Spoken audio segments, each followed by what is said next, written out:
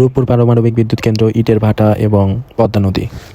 ঢাকা থেকে কুষ্টিয়া কিভাবে যাবেন, আজকে আমরা বাইক নিয়ে যাচ্ছি। আমি পুরো ভিডিওটা আপনাদের দিব, আপনারা সবাই পুরো ভিডিওটা দেখবেন ইনশাল্লাহ। ঢাকা থেকে কুষ্টিয়া যাওয়ার জন্য আপনাদের জন্য বেস্ট রুট হচ্ছে গিয়ে পাটুরিয়া ফেরিঘাট হয়ে রাজবাড়ী হয়ে তারপরে কুষ্টিয়া ঢুকা। কারণ হচ্ছে গিয়ে ওই রাস্তাটাও খুবই জোস একটা রাস্তা, অনেক সুন্দর ফিল নিয়ে আপনারা বাইক চালিয়ে যেতে পারবেন আর খুবই ভালো লাগে রাস্তাটা। আশা করি এই রাস্তাটা আপনাদের জন্য বেস্ট হবে। আমরা এই রাস্তাটা দিয়েই কুষ্টিয়ার উদ্দেশ্যে রওনা দিয়েছি।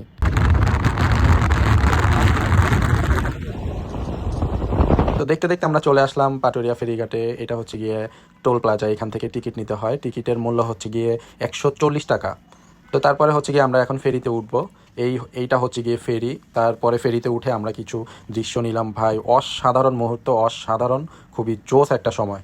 এরপরে আমরা ফেরি থেকে নেমে গ্রামের রং চা খেলাম, খুবই জোস ছিল চাটা।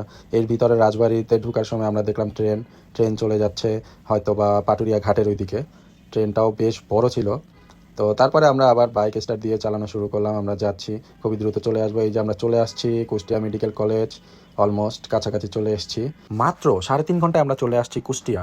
এই রাস্তাটা দিয়ে আসলে আসলে খুবই তাড়াতাড়ি আসা যায়, কারণ এই রাস্তায় গাড়ি ঘোড়ার চাপ আসলে খুবই কম। গাইজ, আমাদের কুষ্টিয়া কাজ অলমোস্ট শেষ।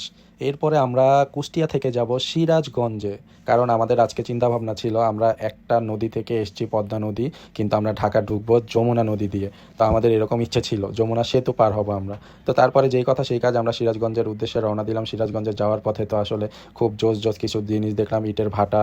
তারপরে আমরা লালন শাহ সেতু দিয়ে আমরা উপরে উঠলাম। উপরে উঠার পরে সেতু দিয়ে বাইক চালানোর সময় ভাই এত সুন্দর মানে একটা অনুভূতি বলে বোঝানো যাবে না। আপনারা অবশ্যই লালন শাহ ব্রিজে উঠবেন, ঘুরে আসবেন। লালন শাহ ব্রিজে ওঠার সাথে সাথে আপনারা এই জিনিসটা দেখবেন। এই জিনিসটা আসলে কি দর্শক, আপনারা যারা লালন শাহ সেতুর আশেপাশে থাকেন অবশ্যই তারা কমেন্ট করে জানাবেন। আমি যদিও জানি, তারপরও কিছু কিছু ভাইয়েরা অবশ্যই কমেন্ট করে জানাবেন যে এই জিনিসটা আসলে কি। তো তারপরে হচ্ছে গিয়ে আমরা এই জিনিসটা অনেকক্ষণ ধরে দেখে তারপরে আমরা আবার সেতু থেকে নেমে গেলাম। রাস্তা আসলে মানে খুবই অসাধারণ রাস্তা এতটাই ভালো লাগছে, মানে খুবই মনোমুগ্ধকর রাস্তা। কোনো ধুলো বালি কোনো কিচ্ছু নেই, মানে খুব স্বাচ্ছন্দ্যে বাইক চালিয়ে যাওয়া যায়। তবে আপনারা অবশ্যই একটু দূরপাল্লার যে পুলিশগুলো দাঁড়িয়ে থাকে এগুলো একটু খেয়াল করবেন, কারণ বাইকের স্পিড বেশি হলে তারা আসলে কেস দিয়ে দেয়। আমি কেস খাওয়া ধরছিলাম, কিন্তু অল্পের জন্য বেঁচে গেছি। তো আমরা হচ্ছে গিয়ে আমরা সিরাজগঞ্জের কাছাকাছি ঢুকে গেছি অলরেডি। তো এই ছিল আজকে আপনাদের সাথে শেয়ার করা।